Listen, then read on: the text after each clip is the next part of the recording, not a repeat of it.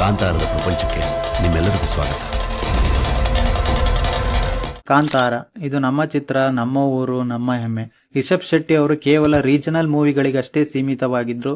ಯಾವಾಗ ಕಾಂತಾರ ಅನ್ನೋ ಪ್ರಪಂಚಕ್ಕೆ ಕಾಲಿಡ್ತಿದ್ದಂಗೆ ತಮ್ಮ ಜೀವನದ ಶೈಲಿಯನ್ನೇ ಬದಲಾಯಿಸಿಕೊಂಡರು. ಕಾಂತಾರ 400 ಕೋಟಿ ಕಲೆಕ್ಷನ್ ನ ಮಾಡ್ತಿದ್ದಂಗೆ ಇಡೀ ಇಂಡಿಯನ್ ಸಿನಿಮಾ ಹಿಸ್ಟ್ರಿನಲ್ಲೇ ಕನ್ನಡ ಚಿತ್ರರಂಗವನ್ನು ಹಿಂತಿರುಗಿ ನೋಡುವಂತೆ ಮಾಡಿದ್ರು. ಒಬ್ಬ ಆಕ್ಟರ್ ಆಗಿ ಹಾಗೆ ಡೈರೆಕ್ಟರ್ ಆಗಿ ಇಡೀ ಇಂಡಿಯನ್ ಸಿನಿಮಾದಲ್ಲೇ ಪ್ಯಾನ್ ಇಂಡಿಯಾ ಸ್ಟಾರ್ ಆಗಿ ಪ್ರತಿಭಾನ್ವಿತ ವ್ಯಕ್ತಿ ಅಂತ ಅನಿಸ್ಕೊಂಡಿದ್ದಾರೆ. ಯಾವಾಗ ಕಾಂತಾರ ಡಿವೈನ್ ಬ್ಲಾಕ್ ಬಾಸ್ಟರ್ ಆಗ್ತಿದ್ದಂಗೆ ಕಾಂತಾರದ ಪ್ರೀಕ್ವೆಲ್ ಅಂದ್ರೆ ಕಾಂತಾರ ಚಾಪ್ಟರ್ 1 ದಿ ಲೆಜೆಂಡ್ ಸಿನಿಮಾವನ್ನು ಸಾಕಷ್ಟು ದೊಡ್ಡ ಮಟ್ಟದಲ್ಲಿ ಮಾಡಬೇಕು ಅನ್ನೋ ಒಂದು ಪಣ ತೊಟ್ಟಿದ್ದಾರೆ. ಕಾಂತಾರ ಚಾಪ್ಟರ್ 1 ಶೂಟಿಂಗ್ ಮುಗಿದಿದೆ.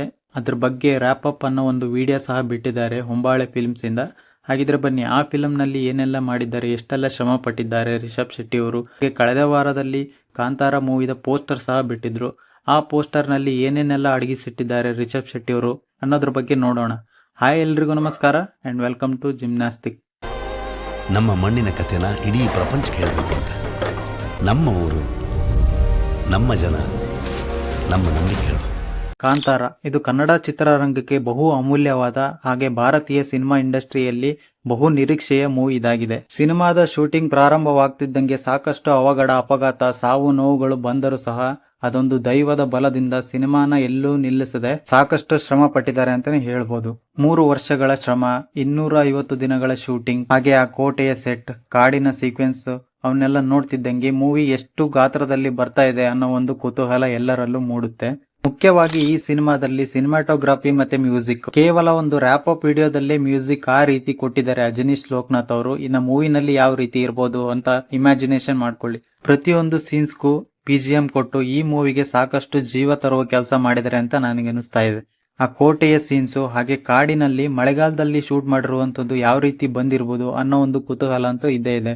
ಇದೆಲ್ಲವನ್ನು ಮುನ್ನಡೆಸಲಿಕ್ಕೆ ಸಿನಿಮಾದ ಹಿಂದಿನ ಮುಖ ಹೊಂಬಾಳೆ ಫಿಲ್ಮ್ಸ್ ನ ವಿಜಯ್ ಕಿರ್ಗಂದವ್ರನ್ನ ಮೆಚ್ಚಲೇಬೇಕು.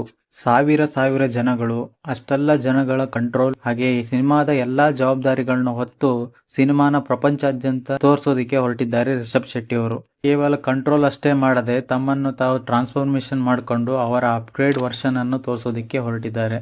ಕಳೆದ ವಾರದ ಈ ಕಾಂತಾರ ಮೂವಿಯ ಪೋಸ್ಟರ್ ಸಹ ಬಿಟ್ಟಿದ್ರು. ಆ ಪೋಸ್ಟರ್ ನಲ್ಲಿ ಸಾಕಷ್ಟು ಮೂವಿನ ಕಥೆಯನ್ನ ಹೇಳೋದಕ್ಕೆ ಹೊರಟಿದ್ದಾರೆ ರಿಷಬ್ ಶೆಟ್ಟಿ ಅವರು.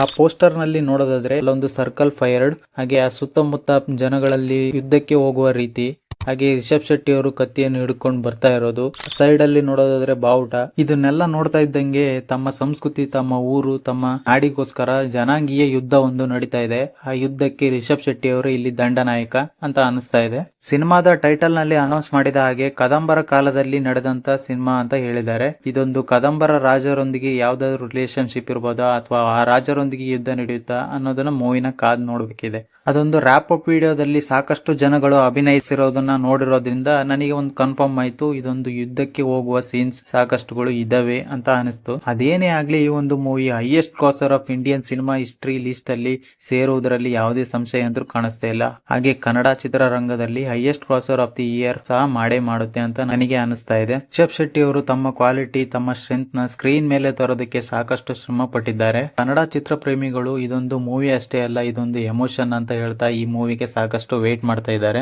ಕನ್ನಡ ಚಿತ್ರರಂಗವನ್ನು ಭಾರತೀಯ ಸಿನಿಮಾ ರಂಗಕ್ಕೆ ಪರಿಚಯ ಮಾಡಿದ್ದು ರಿಷಬ್ ಶೆಟ್ಟಿ ಅವರು. ಈಗ ಗ್ಲೋಬಲ್ ಲೆವೆಲ್ ಅಲ್ಲಿ ರೀಚ್ ಆಗೋದಕ್ಕೆ ಸಾಕಷ್ಟು ಶ್ರಮ ವಹಿಸಿದ್ದಾರೆ. ಮೂವಿ ಇನ್ನೇನು ಅಕ್ಟೋಬರ್ 2ಕ್ಕೆ ರಿಲೀಸ್ ಆಗ್ತಾ ಇದೆ. ನೀವೆಷ್ಟು ವೇಟ್ ಮಾಡ್ತಾ ಇದ್ದೀರಿ, ಹಾಗೆ ಈ ಮೂವಿ ಎಷ್ಟು ಕಲೆಕ್ಷನ್ ಮಾಡಬಹುದು ಸಿನಿಮಾ ರಂಗದಲ್ಲಿ ಅನ್ನೋ ಒಂದು ಕಾಮೆಂಟ್ ಬಾಕ್ಸ್ ಅಲ್ಲಿ ತಿಳಿಸಿ.